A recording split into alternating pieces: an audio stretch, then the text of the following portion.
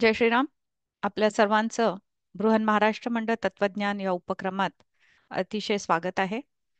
आपल्या या उपक्रमाला आजचं जे सत्र आहे म्हणजे पूर्ण उपक्रम सुरू होऊन 111वं सत्र आहे आणि तसंच आनंदाचे तत्वज्ञान याचं 67वं सत्र आहे. आज आता मंगेश दादा पण आलेले आहेत. मंगेश दादा, मी तुम्हाला इथूनच नमस्कार करते. आणि आज आपण नक्कीच सगळेजण उत्सुकतेने बघत असू की महावाक्याच्या चिंतनाबद्दल आपल्याला मंगेशदादा मार्गदर्शन करणार आहेत. आता अजून आपला वेळ न घालवता मी परमपूज्य मंगेशदादांना विनंती करते की त्यांनी आजच्या सत्राची सुरुवात करावी. गलद्दानगण्डं मिलद्भृङ्गखण्डं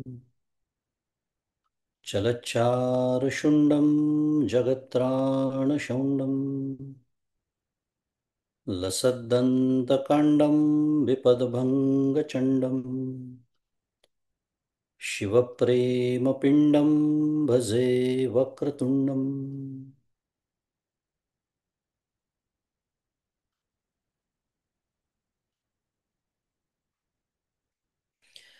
अहं निर्विकल्पो निराकाररूपो विभुर्व्याप्य सर्वत्र सर्वेन्द्रियाणां सदा मे समत्वं न मुक्तिर्न बन्धः चिदानन्दरूप शिवोऽहं शिवोऽहं चिदानन्दरूप शिवोऽहं शिवोऽहम्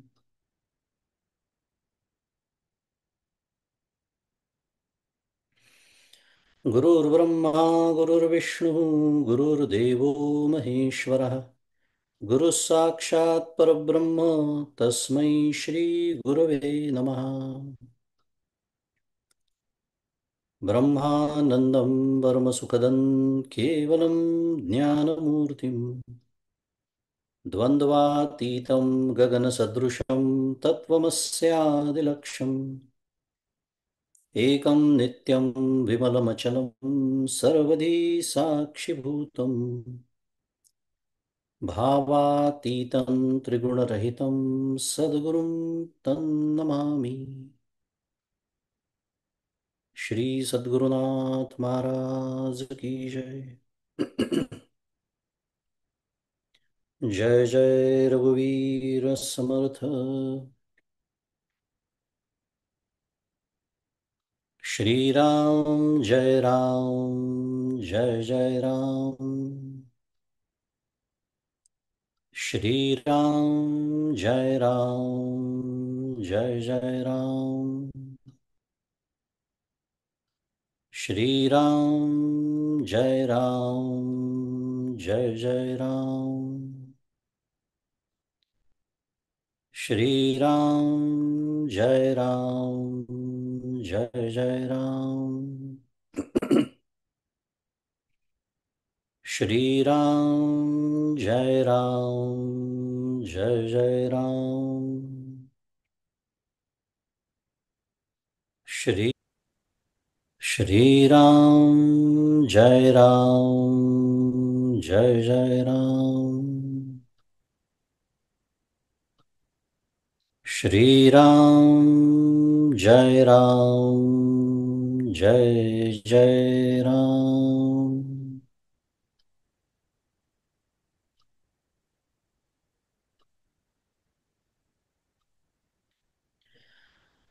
प्रभु श्री रामचंद्र भगवान की जय। श्री सद्गुरुनाथ महाराज की जय। जय जय रघुवीर समर्थ।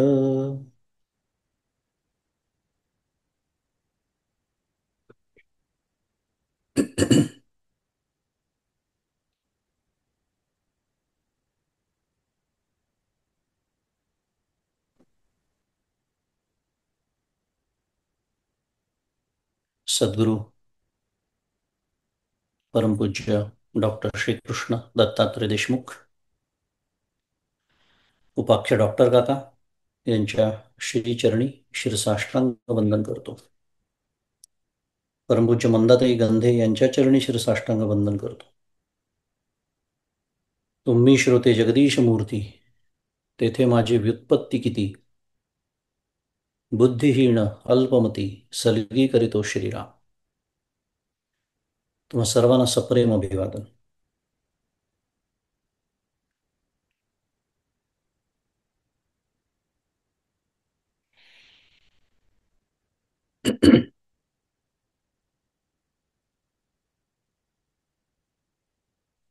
सद्गुरु कृपेनी आनंदाचे तत्वज्ञान नावाची चिंतन मालिका आपली सुरू आहे. आणि परमार्थ शास्त्राचे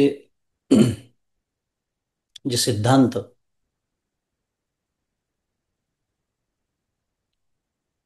आणि त्याचं तपशीलवार स्वरूप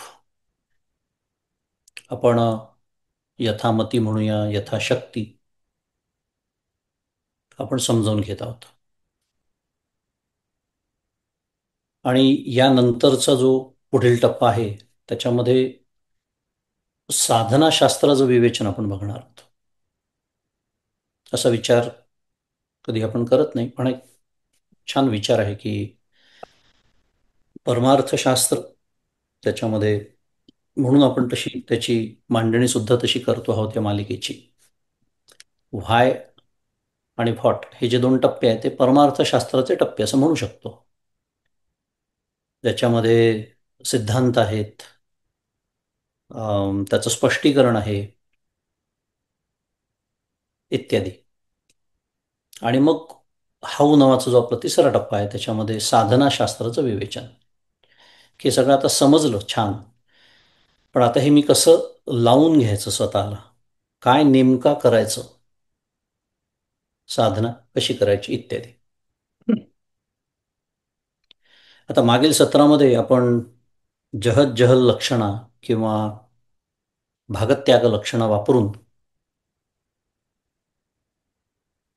जीवब्रह्मैक्याच्या चिंतनाची जी रीत आहे ती समजावून घेतली. अप्लाइड परमार्थ आपला सुरू आहे. सातत्याने मी सांगतोय की पंडित होण्यासाठी हा अभ्यास नाही. पंडित म्हणजे नुसतं शब्दज्ञानी, नाही तर पंडित शब्दाचे पण अनेक अर्थ आहेत. नुसतं शब्दज्ञान करून घेण्यासाठी आणि त्याबरोबर अत्यंत अनावश्यक असलेला अहंकार प्राप्त होण्यासाठी हा अभ्यास नाही. नेमकं मला त्याचा काय उपयोग आहे, कशासाठी मी हे करतो आहे. भागत्याग लक्षणाची व्याख्या पाठ करून उपयोग नाही. मला जर कोणी विचारलं तर सांगता आलं पाहिजे की काय उपयोग आहे नेमका, कशासाठी शिकायचं हे. परमपूज्य काका नेहमीच सांगतात गमतीने, अनेक लोक हे सगळं ऐकलं की म्हणतात तुमचं काय ते भानगडी नको, डोक्याला ताप नको, आमची आपली भक्ती बरी. याच्यासारखा पळपुटेपणा दुसरा नाही असं माझ्या सद्गुरूंचं विधान आहे बरं का. पळपुटेपणा दुसरा नाही का, कारण आमची आपली भक्ती बरी याचा अर्थ मी ज्याला भक्ती समजतो ती बरी असा त्याचा अर्थ असतो. नेहमीचा दृष्टांत, माझ्या घराच्या बाजूला टेकडी आहे, त्याच्यावर मी चढू शकतो, माझं तेवढं सामर्थ्य आहे, मी त्याच्यावर चढतो आणि जाहीर करतो ह्या टेकडीचं नाव माउंट एव्हरेस्टच आहे. अशा पद्धतीची आपली भक्ती असते. मुद्दा हा, भक्तीसुद्धा नीट आपल्याला जमत नाही, कारण त्याच्यासाठी लागणारी शरणागती, ईश्वराचं अत्यंत प्रेम. बरं, तिथे सुद्धा सुटका आहे का आपली? नाही. भक्ती हे शास्त्र आहे असं भक्तीचेच आचार्य नारद मुनी नारद भक्ती सूत्रात सांगतात आहे. सुरुवातच केली आहे भक्तीची. आता मी व्याख्या करतो. पहिलं सूत्र, मुद्दा समजून घेण्यातून आपली सुटका नाही, कारण समजले आणि वर्तले त्याची भाग्य पुरुष बोले, समर्थ म्हणतो. समजून घेतोय आपण. आणि जहत जहल लक्षणा, भागत्याग लक्षणा ही कशी वापरायची, जीवब्रह्मैक्याचं जे चिंतनरूपी ध्यान जे करावं लागतं त्याची ही रीत आहे. आणि उपाधीचा त्याग आणि शुद्ध असंग चैतन्याचा जो भाग म्हणूया. उपाधी सह बोलत असल्यामुळे भाग शब्द आला, नाही तर चैतन्यात भाग हा शब्द संभवतच नाही. फार सांभाळून बोलावं लागतं स्वरूप लक्षणाच्या बाबतीत. पण शुद्ध असंग चैतन्य भागामध्ये असलेली जी एकता, तत् आणि त्वम, आठवत असेल आपला जो विषय सुरू आहे, जीव आणि ईश्वर, चैतन्य भाग एकच आहे. त्या एकतेचा स्वीकार करून महावाक्याचं बोधरूप चिंतन करणं, अशी ती पद्धत आहे. उपाधीचा त्याग करणं आणि शुद्ध असंग जे चैतन्य आहे त्याच्यात एकता आहेच. ती एकता मी नाही सिद्ध करत, मी कोण सिद्ध करणार, ती आहेच. उलट मला ज्याच्यामुळे विभाग वाटत होता, ती जी उपाधी, ती दूर सारण्याचा हा विचाराने दूर सारण्याची प्रक्रिया म्हणजे जहज्जह लक्षणा किंवा भागत्याग लक्षणा. म्हणून तिथे लक्षणेचा उपयोग आहे, कारण वाच्यार्थाने अर्थ लागत नाही. आणि ईश्वराची उपाधी म्हणजे माया, आणि जीवाची उपाधी तिला अविद्या म्हणतात. याचं तपशीलवार विचार आपण मागच्या सत्रामध्ये केलेला आहे. कारण उपाधी, या दोन उपाधींमध्ये काय फरक आहे, त्याच्या आधीच्या सत्रामध्ये उपाधींचे धर्म कसे वेगळे आहेत, विरोधी धर्माचे ते आहेत, वगैरे वगैरे. त्याचा आपण विचार मागच्या सत्रामध्ये त्याचा केलेला आहे. आणि हा विचार करून आपण शास्त्राच्या निष्कर्षापर्यंत पोहोचलो, काय की वाच्यार्थाने जो कळणारा भेद आहे, तत् त्वम असी, हे जे महावाक्य आहे त्यातलं तत् म्हणजे वाच्यार्थाने ईश्वर, त्वम म्हणजे वाच्यार्थाने जीव, पुन्हा एकदा उजळणी, स्वाभाविकच भेद आहे त्याच्यामध्ये. हा जो कळणारा भेद आहे तो उपाधींसह आणि उपाधिकृत धर्मानी चैतन्याच्या ठिकाणी नसलेला भेद म्हणजे कल्पित भेद आहे. तो भेद स्वरूपतः त्या चैतन्याच्या ठिकाणी नाही. हा निष्कर्ष शास्त्राचा, तिथपर्यंत आपण पोचलो होतो. कशाच्या आधारे केला हा निष्कर्ष? लक्षणेच्या आधारे केला, जो आपला मूळ विषय सुरू आहे. हा लक्षणेचा उपयोग आहे. थोडक्यामध्ये बोलायचं झालं, अजून सोप्या भाषेत बोलायचं झालं, तर उपाधीसह स्वरूपाकडे बघणाऱ्या माझ्या दृष्टीचा तो दोष आहे. पण चैतन्य एकच आहे. मी कोणत्या उपाधीतून त्याच्याकडे बघतो, त्याप्रमाणे जीव का त्याप्रमाणे ईश्वर, त्याप्रमाणे चेतन का त्याप्रमाणे जड, इत्यादी इत्यादी, जे जे भेद. म्हणून उपनिषद घोष करून आपल्याला सांगताय, नेह नानास्ति किंचन, न इह नाना अस्ति किंचन. यत किंचितही तिथे नानात्व नाही, विविधता नाही. पण मी उपाधीसह त्याच्याकडे बघतो आणि मग मला भेद दिसायला लागतात. हा माझ्या दृष्टीचा दोष आहे. समजायला अजून सोपं झालं. माऊली 9व्या अध्यायात त्याचं यथार्थ वर्णन करते की तैसे ये निर्मळ माझ्या स्वरूपी. भगवंत बोलतात आहे, तैसे ये निर्मळ माझ्या स्वरूपी. माझं स्वरूप कसं आहे? निर्मळ आहे. जो भूत भावना आरोपी तयासी, तयाच्या संकल्पी भूताभासू असे. काय सुंदर होऊया पहा. अशा निष्ठून जातात होय आपल्या हातातून. काय सांगतायत ज्ञानेश्वर महाराज? तयासी तयाच्या, म्हणजे शुद्ध मराठीत, where does the problem lie? It is the perceiver, the perception. That's why the world appears is full of differences. It appears. छान इंग्लिशमध्ये काही काही शब्द खूप छान आहेत. अपियर हा शब्द खूप छान आहे इंग्लिशमधला, कामात येतो खूप परमार्थामध्ये. It appears, we perceive, it's a perception, reality is different. तैसे ये निर्मळ माझ्या स्वरूपी. हे भगवंत काय म्हणतात आहे की माझ्या शुद्ध निरुपाधिक स्वरूपाच्या ठिकाणी जो भूतभावना आरोपी, जो मनुष्यभूतांच्या उत्पत्तीचा आरोप करतो, जगाच्या उत्पत्तीचा आरोप करतो, इत्यादी इत्यादी. तयासी तयाच्या संकल्पी त्याच्याकरता त्याच्या कल्पनेत मिथ्याभूते असतात. भूताभासू असे. म्हणून मी अजून सोपं करण्याच्या दृष्टीने म्हणालो की माझ्या दृष्टीचा तो दोष आहे, कारण मी उपाधी सत्य मानतो आहे. आली का आपली समस्या लक्षात काय आहे? अखंडैक रस मी नेहमीच सांगतो की फार महत्वाचं स्वरूप लक्षण अखंडैक रस आहे. ते स्वगत सजातीय विजातीय भेद रहित, कुठलाच भेद तिथे नाही. का? कारण ते निरवयव आहे. भेदासाठी सावयवच असावी लागते वस्तू. भेद कसे असतील नाहीत. निरवयव आहे, निराकार आहे, निर्गुण आहे, इत्यादी. माझ्या दृष्टीचा दोष आहे. आणि आजच्या अभ्यासाकडे वळताना हे जे आपण उपाधी शब्द मी वारंवार वापरतोय, ईश्वराची उपाधी माया, जीवाची उपाधी अविद्या, इत्यादी. आता उपाधीसह त्याच्याकडे मी पाहतो, उपाधीला मी सत्य मानतो, म्हणून मला भेद सत्य वाटतो. आणि हे करणारं माझं जे अंतःकरण, म्हणून मौलींचे एक अजून सुंदर उभी येते ज्ञानेश्वरी, जेत हे संसार चित्र उमटे, तो मनरूपी पट फाटे, जैसे सरोवर आटे मग प्रतिमा नाही. हे संसार चित्र जिथे उमटतं ते माझं अंतःकरण.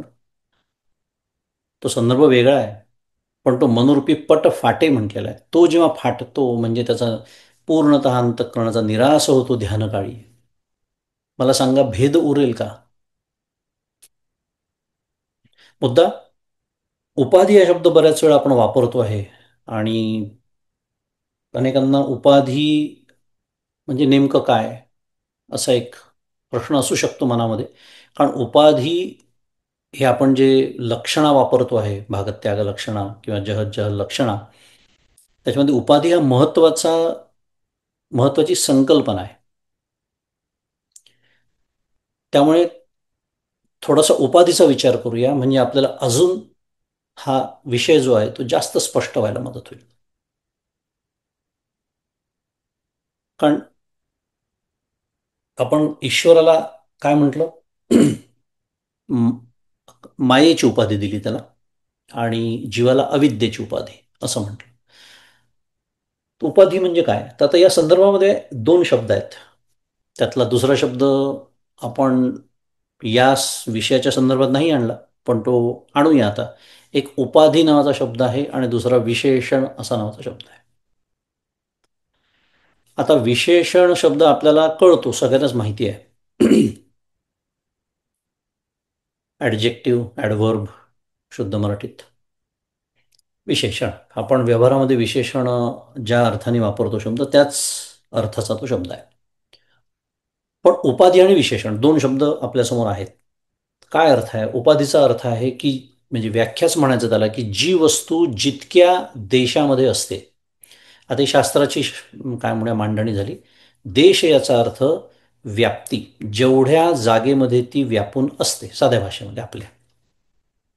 त्यामुळे जी वस्तू जितक्या देशात असते तितक्या देशातील पदार्थाचं ज्ञान करून देऊन आपण वेगळी राहते, त्याला म्हणायचं उपाधी. नेहमीप्रमाणे आधीच सांगून टाकतो, या ज्ञानाचा उपयोग आहे म्हणून शिकतो आहे. येऊ शकेल मनामध्ये विचार की पुन्हा अरे बापरे सुरू झाला पुन्हा वर्ग कठीण.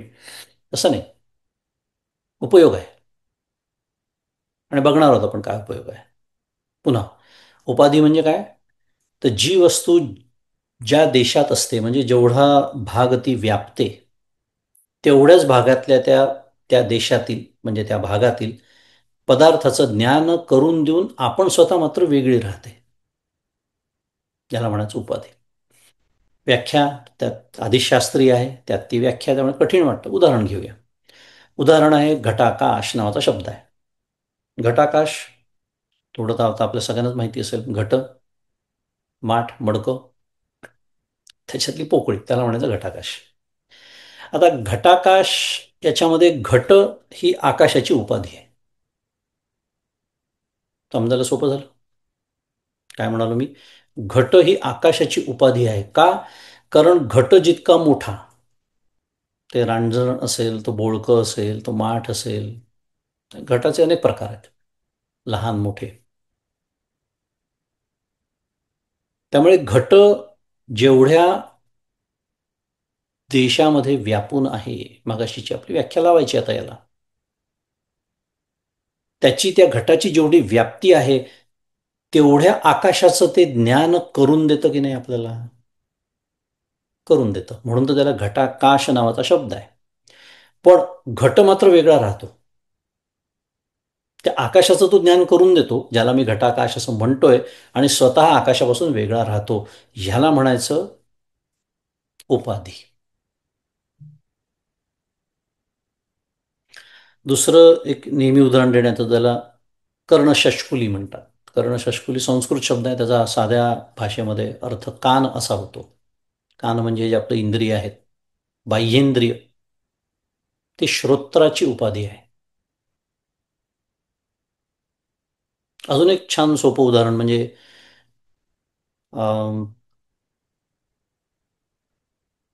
आपण जातो भारतामध्ये, विशेषतः कोणाचं तरी घर शोधतो. हे गुगल मॅप्स वगैरे येण्याच्या आधीच्या गोष्टी आहेत बरं का, दृष्टांत. त्या कॉलनीमध्ये मी पोचलो, दिसला कोणीतरी, का होते देशपांडे म्हणून आहेत, त्यांचं घर कुठे आहे? मग तो मनुष्य मला सांगतो, ते बघा तो कावळा बसलेला आहे की नाही, ते घर त्यांचं आहे. कावळा काय झालं? त्या घराची उपाधी.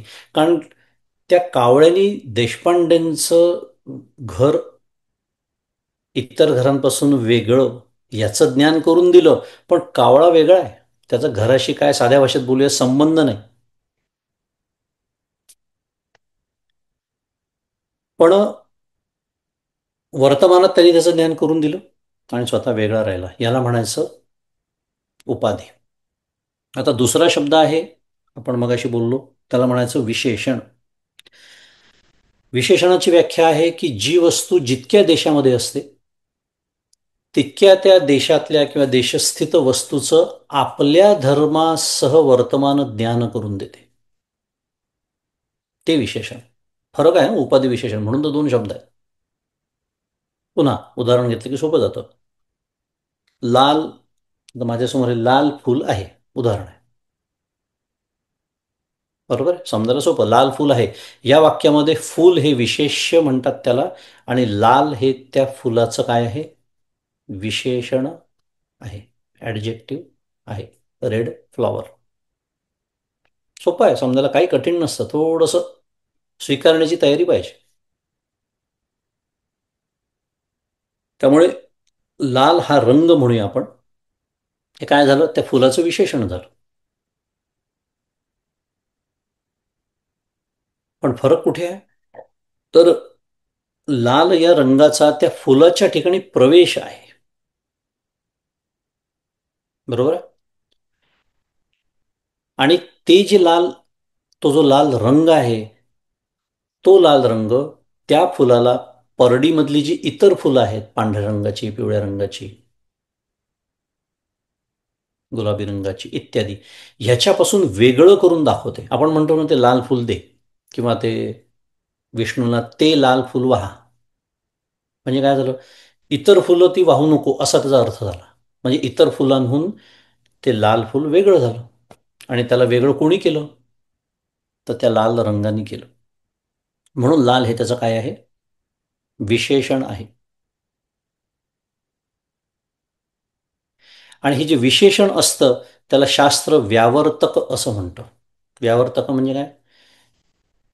जे दूर करतं, जे वेगळं करतं. लाल फुलांनी, लाल रंगाने काय केलं? त्या फुलाला वेगळं केलं इतर फुलांपासून, म्हणून त्याला व्यावर्तक असं म्हणतात. कारण ते फूल नावाच्या विशेष्याची काय आहे? व्यावृत्ती आहे.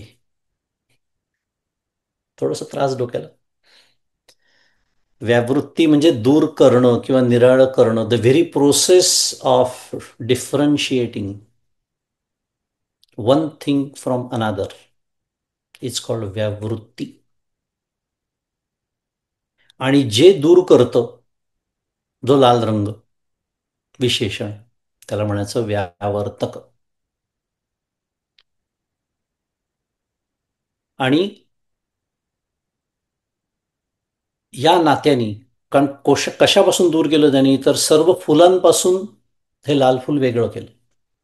या नात्याने ती सर्व फुलं व्यावर्त्य आहेत. व्यावर्तकांनी व्यावृत्ती करून व्यावर्त्यातून लाल फूल वेगळं झालं. त्यामुळे लाल फूल जे आहे त्याला या शास्त्राच्या भाषेत व्यावृत्त असं म्हणतात. कारण जे दूर केलं जातं, जे निराळ केलं जातं, त्याला व्यावृत्त असं म्हणतात.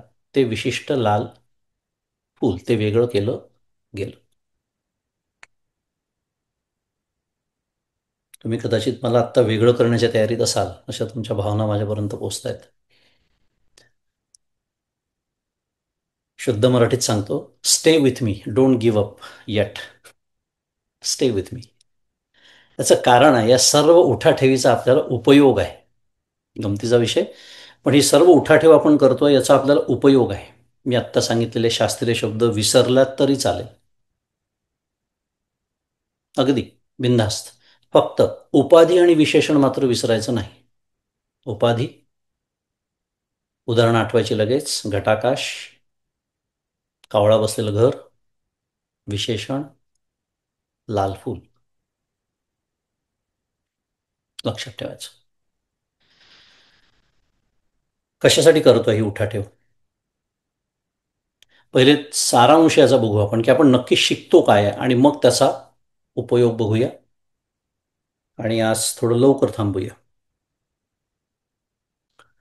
सारांश काय आहे, की उपाधी आणि विशेषण हे दोन्ही काय आहे, व्यावर्तक आहे. म्हणून मी तो शब्द आणला, बाकी काही नाही.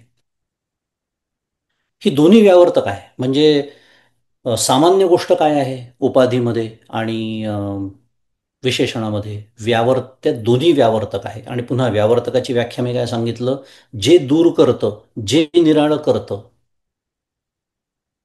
थिंग दॅट डिफरन्शिएट्स, त्याला म्हणायचं व्यावर्तक. उपाधी करते की नाही?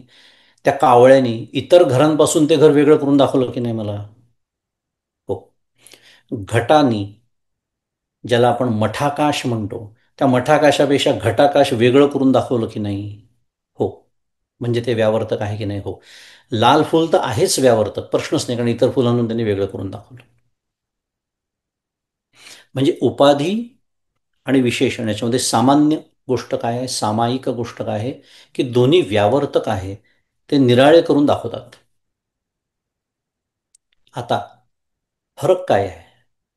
फरक हा आहे, की उपाधी ज्या उपहिताचं ज्ञान करून देते, त्याच्यावरती आपले धर्म लादत नाही. तर वेगळं राहून त्या उपहिताचं ज्ञान करून देते. मला जाणीव आहे, मी एक नवीन शब्द आणला आता, उपहित. जाणीवपूर्वक आणलाय. हळूहळू आणायलाच पाहिजे ना. उपहित. पुन्हा उपाधी काय करते? व्यावर्तक म्हणून काम तर करते, वेगळं करून दाखवते.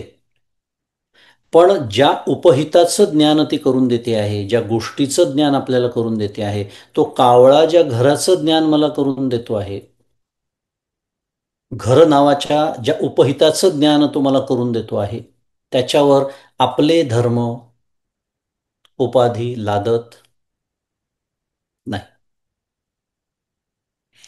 घट वेगळा राहून आकाशाचं ज्ञान करून देतो, कावळा वेगळा राहून त्या घराचं ज्ञान करून देतो, कर्णशुष्कली वेगळं राहून श्रोत्र नावाच्या इंद्रियाचं ज्ञान करून देते.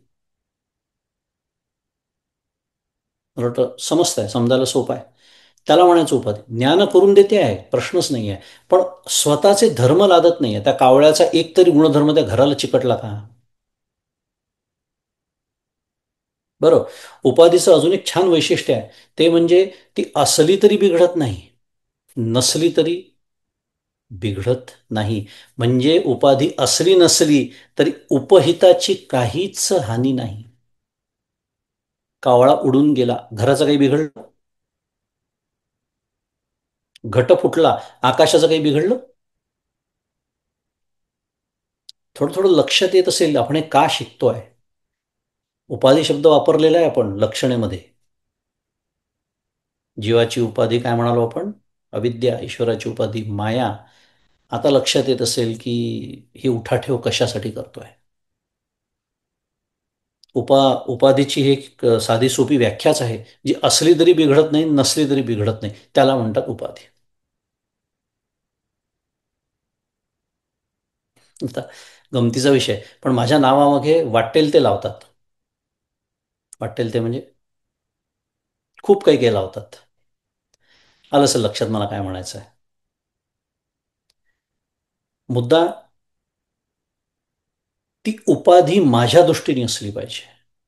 कोणी लावलं तरी बिघडत नाही, नाही लावलं तरी बिघडत नाही, असं लावलं तरी बिघडत नाही, तसं लावलं तरी बिघडत नाही. त्याला काय म्हणायचं? उपाधी. आणि जेव्हा ती मला चिकटते आणि मला माझ्या नावामागे तुम्ही हे लावलं नाही, आता उपाधीचं काय झालं? विशेषण झालं. Because now it has started defining मी.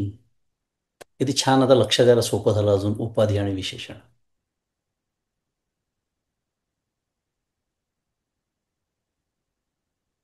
ती उपाधी असली पाहिजे. मुद्दा एक छान वैशिष्ट्य किंवा एक धर्म म्हणूया, लक्षण म्हणूया उपाधीचं, की ती असली तरी बिघडत नाही, नसली तरी बिघडत नाही. उपहिताची काहीच हानी नाही. पण विशेषण जे असतं ते आपला जो धर्म आहे तो विशेष्यावर घालून म्हणा, लादून म्हणा, विशेष्याचं ज्ञान करून देतो. हा उपाधी आणि विशेषणातला फरक आहे. लाल फूल, पुन्हा एकदा आपलं उदाहरण जे सुरू आहे याच्यामध्ये लाल काय आहे? विशेषण आहे. कशाचं? फूल या विशेष्याचं. आणि लाल हा जो रंग आपण साध्या भाषेत बोलूया तो त्या फूल नावाच्या स्वरूपाशी ऐक्य पाहून आपल्या धर्मासह विशेष्यास दाखवतो. कारण लाल स्वतःला दाखवतो का नाही? लाल, मी लाल आहे, लाल हा रंग कळतो की नाही आपल्याला? हो. मग ते फूल पण लाल आहे हे कळतं की नाही? हो. त्याचं ज्ञान करून देतं की नाही ते, की हे लाल फूल आहे, पांढरं नाही? हो. वेगळं करून दाखवतं की नाही? हो. म्हणून तर त्याला व्यावर्तक म्हटलं. म्हणून त्याला व्यावर्तक म्हटलं. हे आहे उपाधी आणि विशेषणातलं काय सारखेपणा आहे तो. आणि फरक कुठे पडतो, की उपाधी ज्ञान तर करून देते पण स्वतः वेगळी राहते, आपले धर्म लादत नाही, असली तरी बिघडत नाही, नसली तरी बिघडत नाही. विशेषण नसलं तर बिघडतं, कारण ते लाल फूल राहणारच नाही, लालच नाही राहणार ते. स्वतःच्या धर्मासह त्या विशेष्याचं सुद्धा ज्ञान करून देतं. याला म्हणायचं विशेषण. हे आपण थोडक्यामध्ये पुन्हा एक सारांश बघितला की काय नेमका उपाधी आणि विशेषणातला फरक आहे. आता मी जसं मगाशी म्हणालो, या उठाठेवीचा उपयोग, या सर्व ज्ञानाचा उपयोग काय आहे माझ्यासाठी? तर आपल्या मूळ लक्षण या विषयाकडे जर आपण परत वळलो, की जो मूळ विषय सुरू आहे आणि त्याच्या सहाय्यार्थ आपण ही संकल्पना अजून सविस्तर समजून घेतली, उपाधी. तर आज जे आपण शिकलो त्या ज्ञानप्रकाशामध्ये पुन्हा त्या गोष्टीकडे वळूया आणि विचार करूया की मायोपहित चैतन्य. आता मगाशी मी उपहित शब्द आणला त्याच्यासाठी आणला. मायोपहित चैतन्य म्हणजे ईश्वर. मागच्या वेळेला शिकलो आपण. आणि ते चैतन्य काय आहे? उपहित आहे. म्हणजे ज्याचं ज्ञान करून दिलं जातं आहे उपहित. आणि माया ही काय झाली? ईश्वराची उपाधी. आता कळलं असेल की उपाधीचा इतका सविस्तर आपण अभ्यास का केला. कारण उपाधी शब्द तर वापरला मागच्या वेळेला किंवा बऱ्याच वेळेलाही वापरतो आपण. पण उपाधीचा नेमका अर्थ हा आहे जे आपण आज शिकलो. मायोपहित चैतन्य ईश्वर, त्याच्यात चैतन्य उपहित, पुन्हा एकदा माया उपाधी. आता दुसरा शब्द आणतोय, अंतःकरणोपहित चैतन्य. म्हणजे काय? आत्मा किंवा कुटस्थ चैतन्य. पुन्हा उपहित काय झालं? चैतन्य झालं. आणि अंतःकरण काय झालं? उपाधी झाली. आता अंतःकरणोपहित चैतन्य मी म्हटल्यानंतर ज्यांच्या मनामध्ये जे अभ्यासक आहे जीव शब्द आला असेल तर त्यांनी थोडं थांबा. तो तिसरा शब्द पुढे येतोय, अंतःकरण विशिष्ट चैतन्य, म्हणजे प्रमाता, म्हणजे जीव, म्हणजे बद्ध, म्हणजे संसारी. आता इथे काय झालं, एकदम बदल झाला. चैतन्य जे आहे ते उपहित न राहता विशेष्य झालं, आणि अंतःकरण उपाधी न राहता विशेषण झालं. मला वाटतं आता कळतंय की हे सगळं का आपण शिकतोय, समस्या कुठे आहे. मगाशी आपण जे बोललो, माझ्या दृष्टीतला तो दोष आहे. त्यामुळे मायोपहित चैतन्य ईश्वर, त्याच्याबद्दल आपली काहीच तक्रार नसते. ईश्वरावर आपली श्रद्धा आहे, नाही तर आपण इथे आलोच नसतो अभ्यासाला. आपली समस्या आहे अंतःकरणोपहित चैतन्य का अंतःकरण विशिष्ट चैतन्य, इथे आपली गाडी घसरते. अंतःकरणोपहित चैतन्य म्हटलं तर आत्मा कुटस्थ, साक्षी इत्यादी. आणि अंतःकरण विशिष्ट चैतन्य म्हटलं की प्रमाता, जीव, बद्ध. का? कारण धर्म लादतो ना मी त्याच्यावरती. आपण आत्ताच त्याच्यासाठी तर शिकलो सगळं, उपाधी आणि विशेषण वैशिष्ट्यात फरक काय आहे, उपहित आणि उपाधी आणि विशेष्य आणि विशेषण, त्यातला जो आपण फरक शिकलो त्याच्यासाठी शिकलो. दुसऱ्या भाषेमध्ये बोलूया, याचा उपयोग आपल्याला काय आहे. तर विशेषणाची उपाधी करून घेणं म्हणजे साधना. साधनेच्या अनेक व्याख्या परमपूज्य काकांनी केलेली आहे. ही एक व्याख्या. अजून काय सुंदर व्याख्या आहे, लक्षात ठेवायची असेल तर, मला काय करायचं आहे नेमका साधना, मग मार्ग कुठले असू दे. तो अजून एक सुंदर चिंतनाचा विषय आहे. भक्ती मार्गात हे कसं साध्य होतं, ज्ञानाची मार्गातून कसं साध्य होतं, योगाचेही कसं होतं इत्यादी. पण विशेषणाची उपाधी करून घेणं म्हणजे साधना.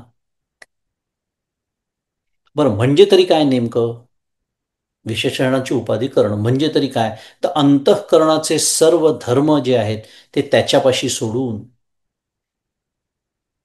हे जे सर्व संसार धर्म जे आहेत ते साक्षी चैतन्याच्या म्हणजे माझ्या ठिकाणी नाही, याचं वारंवार चिंतन करणं, त्याच्यापासून अलिप्त राहण्याचा प्रयत्न करणं म्हणजे साधना. याला म्हणायचं विशेषणाची उपाधी करणं. कारण बोलणं कशाबद्दल सुरू आहे, माझ्या अंतःकरणाबद्दल सुरू आहे. आणि मी जेव्हा अंतःकरण विशिष्ट चैतन्य होऊन सगळं वागतो जगामध्ये, तेव्हा माझ्या अंतःकरणाचे धर्म मी माझ्या स्वरूपावर लादलेले असतात. म्हणून तर मरण्याची भीती वाटते. कारण आत्मा म्हणजे ब्रह्मतत्व जात नाही, येत नाही. ते मरत नाही कारण ते जन्मत नाही. पण मला वाटतं की नाही, मनापासून वाटतं मी मरणार, भीती वाटते.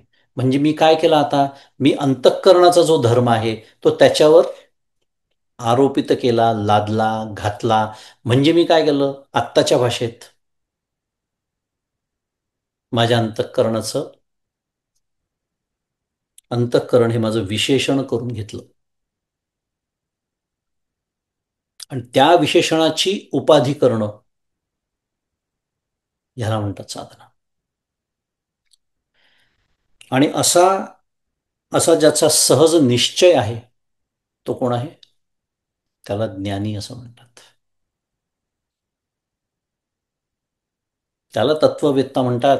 तत्ववित्तु महाबाहो गुण कर्म विभागयो हो, गुणा गुणेषु वर्तंत इति मत्वा न सज्जते. भगवद्गीता 3रा अध्याय. आता ह्या ह्या पार्श्वभूमीवरती उपाधी आणि विशेषणाच्या आपल्याला हा श्लोक अजून छान कळेल. भगवंत काय सांगतात आहे अर्जुनाला, तत्ववित्तु महाबाहो, महाबाहो म्हणजे अर्जुना, गुण कर्म विभागयो हो, की गुण कर्म आणि त्यांच्यापासून विभक्त म्हणजे वेगळा असलेला, आत्ताच्या भाषेत बोलूया उपहित असलेला जो आत्मा, ह्या तिघांचं, कोणते तीन गोष्टी पुन्हा, गुण कर्म आणि आत्मा, म्हणजे उपाधी, पहिल्या दोन काय आहेत? उपाधी. आणि तिसरं जे आहे ते उपहित आहे. यांचं स्वरूप जो यथार्थ जाणतो त्याला काय म्हणायचं? तो तत्ववेत्ता आहे. तत्ववित्तू महाबाहो. गुण कर्म विभागयो गुणागुणेषु वर्तन्त. कारण गुणागुणेषु वर्तन्त म्हणजे तो देहेंद्रिय रूपी जे गुण ते आपापल्या विषयांकडे, कर्माकडे प्रवृत्त होतात. म्हणजे कोण प्रवृत्त होत आहे? गुणागुणेषु वर्तन्त इति मत्वा न सज्जते. आत्मरूप मी जो आहे तो नव्हे. हे ज्यांनी अनुभवाने जाणलेलं आहे. बौद्धिक पातळीवरती कळणं हे वेगळं, ते तर आपण अनेक वेळा समजून घेतो.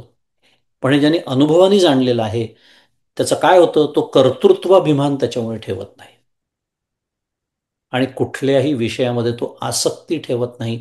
कारण त्याचा हा आता अनुभवच आहे की याच्याशी माझा काही संबंधच नाही आहे. मला जे प्रारब्धामध्ये, ईश्वराच्या प्रारब्ध नावाच्या व्यवस्थेमध्ये मला जी एक उपाधी प्राप्त झालेली आहे, कोणती? अंतःकरण नावाची. त्या अंतःकरणाचं, कारण ते अंतःकरण 3 गुणांचं झालेलं आहे.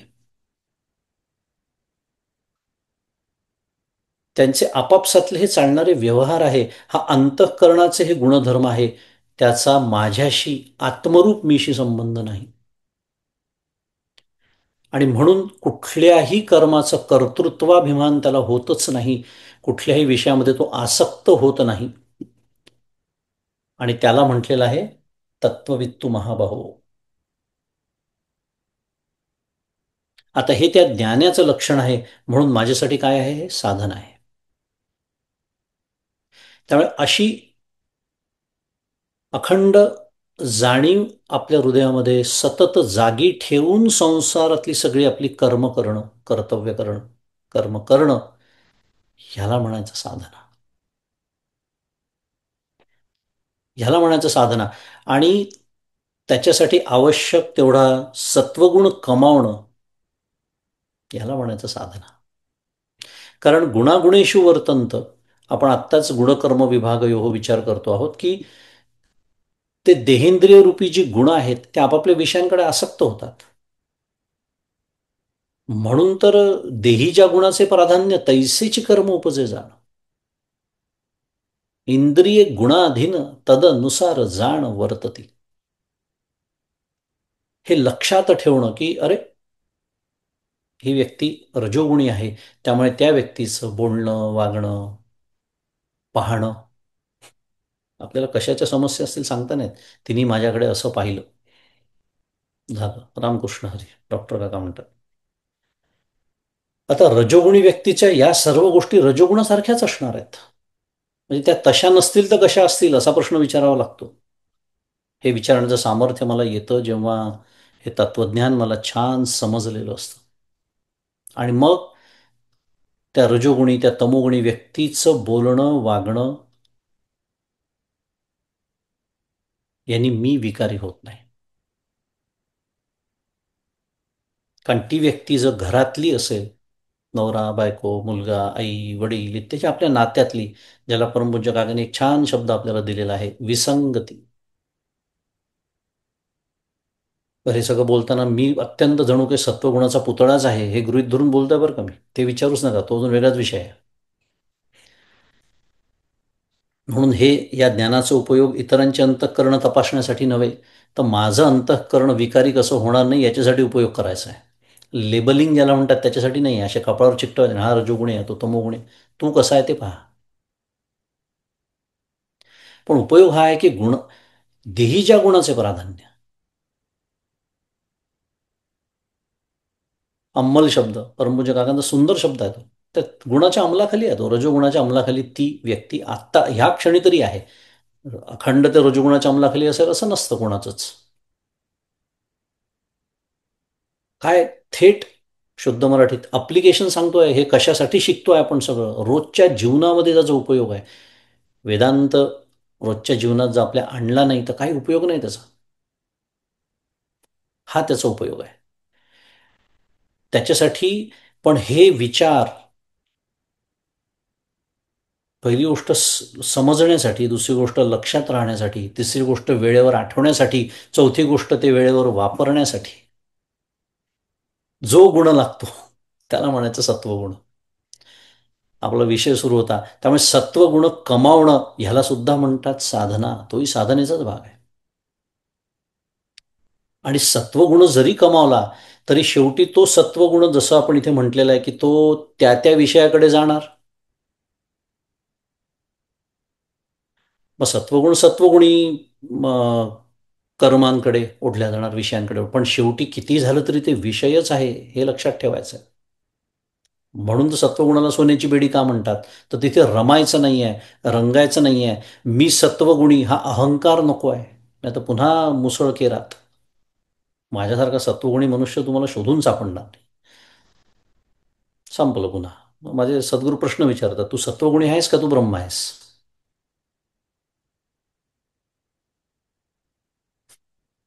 कोणता मी धरून ठेवायचा? नंतर तो सुद्धा मी सोडावा लागतो. तोही विचार आपण नेहमीच बोलतो. जिथे मी ब्रह्म आहे हा विचारही चालत नाही. शेवटी एक वेळ अशी येते. मुद्दा गुणागुणेषु वर्तन्त इति मत्वा न सज्जते. हे लक्षात ठेवणं, याचा अर्थ माझ्या अंतःकरणाचं जे आत्तापर्यंत माझं अंतःकरण विशेषण झालं होतं त्याची आता मी उपाधी करून घेणार. आणि मग मागच्याला आपण एक सुंदर पंचदशीतला श्लोक बघितला होता. कारण अंतःकरण तर असणार आहे. हे मी कशासाठी बोलतोय ते सांगतोय. अंतःकरण तर असणार आहे, त्याच्याशिवाय कसं जीवन चालणार? जीवनमुक्ताचं सुद्धा जीवन चालू असतं. तो सुद्धा म्हणतो मी जेवतो, मी झोपतो, मी बाहेर जातो, मला भूक लागली. तो सुद्धा असंच बोलतो. मग फरक कुठे आहे त्याच्या आणि माझ्या बोलण्यामध्ये? त्याला हे माहिती असतं हे अंतःकरणाचे धर्म आहे, हे देहाचे धर्म आहे. देहाला भूक लागली आहे, देहाला तहान लागली आहे, फक्त बोलत नाही तो तसा. पण अंतःकरणातला तो भाव, निश्चय असतो. विनाकारण दाखवण्यासाठी या देहाला भूक लागली आहे, जेवायला वाढा, असं नाही म्हणत तो. पण हा देहाचा धर्म आहे आणि म्हणून विकारी होत नाही. कारण त्यांनी उपाधी झालेली असते त्याच्या अंतःकरणाची. आणि म्हणून जेव्हा वेळ येईल, थांबलो थोडासा आणि बोलताना भीती वाटते हो. नेमकं आत्ताच ईश्वराने ऐकलं आणि तथास्तु म्हणलं, आली का पंचायत? जेव्हा वेळ येईल तेव्हा आम्ही जातो अमुच्या गावा, अमुचा राम राम घ्यावा. कारण ही उपाधी आहे. आपण काय पाहिलं होतं विशेषण उपाधीचं? असली तरी बिघडत नाही, नसली तरी बिघडत नाही. भय व्यापिले सर्व ब्रह्मांड आहे, भयातीत ते संत आनंद पाहे. का बरं? जया पाहता द्वैत काही दिसेना. उपाधी आहे ती. भय सर्वथाही असेना, समर्थ म्हणतात आहे. आता आपल्याला या सगळ्या ओव्या आहे, एक श्लोक आपल्याशी बोलायला लागतात. पंचदशीतल्या श्लोकाचा मी उल्लेख केला होता आत्ता. त्याच्यामध्ये मेहुण असं मी उदाहरण दिलं होतं मागच्याला. आता कोणत्या प्रवचनात दिलं होतं मला आठवत नाही. मेहुण हा शब्द आहे. आमच्याकडे मेहुण जेवायला येणार आहे, तसं मी तेव्हा दृष्टांत दिला होता. कोणी ऐकलं असेल तर, आठवत असेल तर. मेहुण म्हणजे माझ्या गमतीने मी बोललो होतो. मुलाला वाटलं 2 जण येणार, म्हणजे एक व्यक्ती येणार आहे. जेव्हा 2 आले तो म्हणे, बाबा तुम्ही तर म्हणाले मेहुण. अरे हो, मेहुण म्हणजे 2, नवरा आणि बायको. जसं एका शब्दामध्ये 2 आहे, तसं मी जेव्हा तो जीवनमुक्त बोलतो त्याच्यामध्ये एक तो अंतःकरणच्या उपाधीसह असलेला मी आणि कुटस्थ रूप मी, हा उपाधी विरहित मी असं म्हणूया, आणि एक उपाधी सहित मी, हा स्पष्ट आतमध्ये असतो. आणि म्हणून मग आपल्याला समजू शकतं की तिथे कर्तृत्वाभिमान का नाही, किंवा विषयासक्ती का नाही. कारण मी काही करतो या भूमिकेतच ते नाही आहे. मग आता आपल्याला नैष्कर्म्य ही संकल्पना सुद्धा खूप छान समजायला लागते. नैष्कर्म्य दशेतलं कर्म कसं असतं तेही छान समजायला लागतं. कारण माझा त्याची संबंधच नाही आहे ना. हे गुणागुणेषु वर्तन्त. लौकिक व्यवहारे हम गच्छामित्यादिके बुधः विविच्चैव चिदाभासम कूटस्थम तम विवक्षति. असा तो श्लोक आहे पंचदशीतला. की लौकिक व्यवहार चालतात, मला भूक लागली, मला तहान लागली, मी जसं म्हणालो, मी जातो, अहम गच्छामी गच्छामी इत्यादिके बुधहा, बुध म्हणजे तो पंडित, तो ज्ञानी, तो असं जरी बोलत असला तरी काय, विविच्चैव चिदाभासम, हा चिदाभासाचा व्यवहार सुरू आहे. माझा त्याच्याशी, आत्मरूप मीचा त्याच्याशी संबंध नाही. आणि हे असं अखंड आपल्या अंतःकरणामध्ये हे विचार जागृत ठेवणं, हे विचार जागृत राहण्यासाठी साधनेचं जे साधन आहे तो सत्वगुण कमावणं आणि हा अलिप्तपणा सांभाळणं.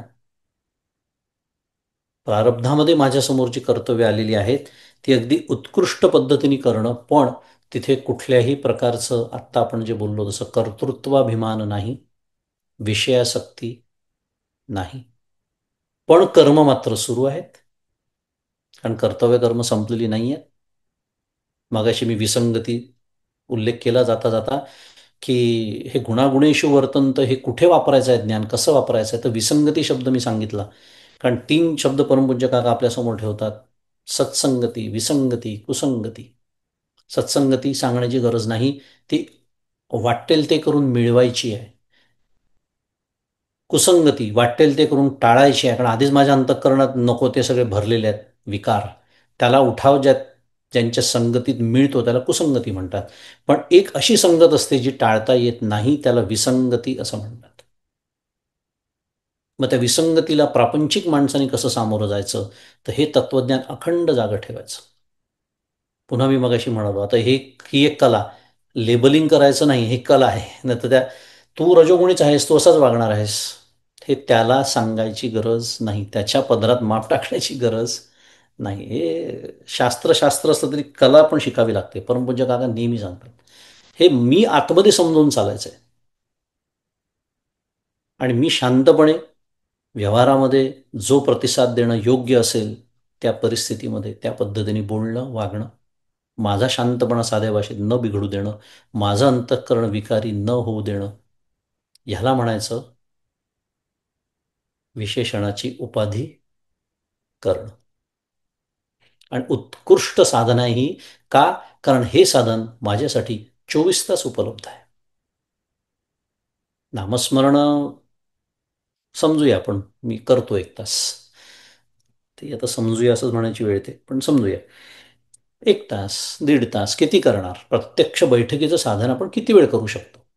पण हे जे साधन आहे, अरे अखंड उपलब्ध आहे. ज्या ज्या क्षणी माझा कोणाशी तरी संपर्क येतोय, व्यवहार होतोय, बोलणं होत आहे, फोनवर असो, प्रत्यक्षात असो, जे काय असेल ते, हा जो विचार अखंड जागा असेल माझ्या मनामध्ये, की माझं कर्तव्य म्हणून मी करतो आहे, छान कर्तव्य उत्कृष्ट करायचं, काही प्रश्नच नाही. कारण आपल्या ती पण भगवंताची पूजा आहे, स्वकर्म कुसुमांची वीरा. ती पूजा बांधायची आहे, स्वकर्म, आपल्या आपल्या कर्मांनी पूजा बांधायची आहे ईश्वराची. त्यामुळे ते कर्म छानच असलं पाहिजे. 18व्या अध्यायात तर फार सुंदर तो विषय, आत्ता आपल्याला वेळ नाही, पण स्वधर्मो निधनम श्रेय हा जो विचार आहे भगवंतानी मांडलेला, की आपल्या कर्मामध्ये दोष असलं तरी ते कर्तव्य, आपल्या कर्मामध्ये दोष असलं तरी ते करावं, इथपर्यंत भगवंत सांगतात.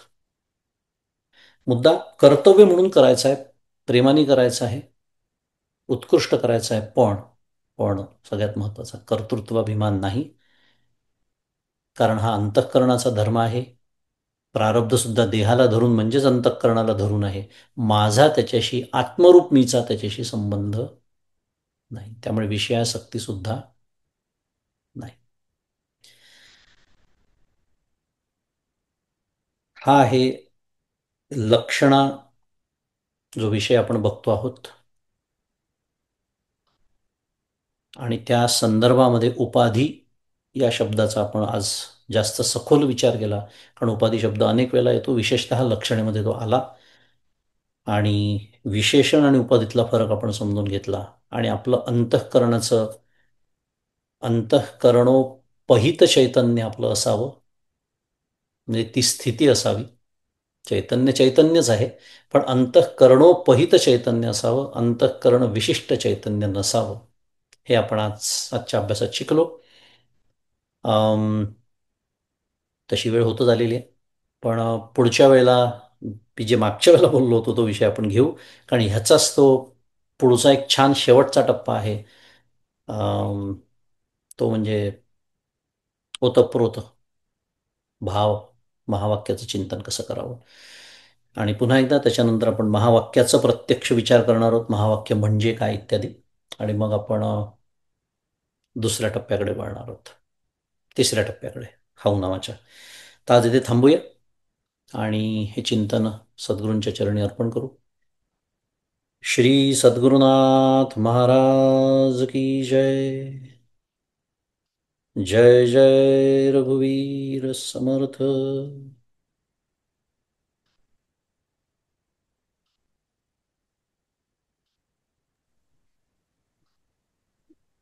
धन्यवाद मंगेश दादा. माझा आवाज येतोय ना? मायक्रोफोन डबल म्युटेड होता म्हणून कन्फर्म करत. आज सखोल आणि गहन विषय होता असंच म्हणायला लागेल आजचा. त्यामुळे खरंच याच्यावरती चिंतन करणं आवश्यक आहे. आणि मला वाटतंय की अनेकांच्या मनात प्रश्नही असू शकतात. तर आपण आता भजन सेवेकडे आणि नंतर प्रश्नांकडे वळू. प्रश्नाला आज आत्ताला उत्तर आज वेळ आहे का पण मंगेश दादा थोडा? हा, प्रश्नांनाच वेळ नाही, थोडा आज घाई. नाही, ठीक आहे. तर मग आपण व्हॉट्सअप ग्रुपवर विचारू शकतो किंवा पुढच्या वेळेला. तर आज आपल्याबरोबर अमृता कुलकर्णी आहेत. ते आपल्याला श्री रामाचे गुरुकुल अवघे आनंद हा अभंग सादर कर, भजन सादर करतील. अमृताजी. जय श्याम मंगेश दादा, तुम्हाला इथूनच नमस्कार करतो. श्रीरामाचे गुरुकुल अवघे आनंदाचे धाम हो, गुरुदेवांचे आत्मचिंतनी नित्य करू गुणगान हो. श्रीरामाचे गुरुकुल अवघे आनंदाचे धाम हो, गुरुदेवांचे आत्मचिंतनी नित्य करू गुणगान हो. गुरुबोधाचे मंत्र जागरण आत्मस्वरूपी ध्यान हो, ध्यानी ध्याता साक्षी होशी अवघात्मा राम हो. श्रीरामाचे गुरुकुल अवघे आनंदाचे धाम हो, गुरुदेवांचे आत्मचिंतनी नित्य करू गुणगान हो. आत्मानंदी मन हे रंगे सेवेचे अवधान हो, स्वामी माझा गुरुनारायण भक्ता दे वरदान हो. श्रीरामाचे गुरुकुल अवघे आनंदाचे धाम हो, गुरुदेवांचे आत्मचिंतनी नित्य करू गुणगान हो. सेवा स्वधर्म सहज साधन साधे भक्त महान हो, प्रिय साधका सत्य सांगतो हेची सतीचे वाण हो. श्रीरामाचे गुरुकुल अवघे आनंदाचे धाम हो, गुरुदेवांचे आत्मचिंतनी नित्य करू गुणगान हो. गुरुचरणांकित श्रीरामाचे साक्ष असे महान हो, गुरुदेवांचे आत्मचिंतनी नित्य करू गुणगान हो. श्रीरामाचे गुरुकुल अवघे आनंदाचे धाम हो, गुरुदेवांचे आत्मचिंतनी नित्य करू गुणगान हो. गुरुदेवांचे आत्मचिंतनी नित्य करू गुणगान हो, गुरुदेवांचे आत्मचिंतनी नित्य करू गुणगान हो. श्री सद्गुरुनाथ महाराज की जय. जय श्री. खूपच सुंदर अभंग होता. आणि आपला गायन तर फारच छान होता. तर आज आता प्रश्नोत्तराला वेळ नसल्याने आपण आता इथेच थांबूया. आणि